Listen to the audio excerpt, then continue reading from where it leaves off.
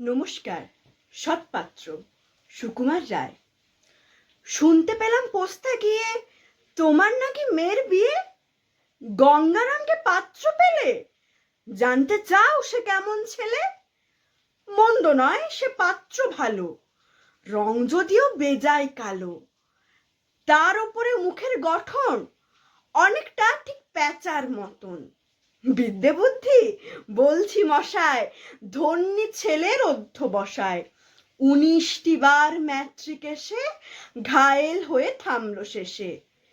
বিষয় আশায় গরিব বেজায়, কষ্টে সৃষ্টে দিন চলে যায়। মানুষ তো নয় ভাইগুলো তার, একটা পাগল একটা গোয়ার। আরেকটি সে তৈরি ছেলে, জাল করে নোট গেছেন জেলে। কনিষ্ঠটি তবলা বাজায়, যাত্রা দলে 5 টাকা পায়। গঙ্গারাম তো কেবল ভোগে পিলের জ্বর আর পাণ্ডু রোগে। কিন্তু তারা উচ্চ ঘর, কংসরাজের বংশধর। শ্যামলাহিড়ি বনগ্রামে কি যেন হয় গঙ্গারামে। যা হোক, এবার পাত্র পেলে, এমন কি আর মন্দ ছেলে। নমস্কার।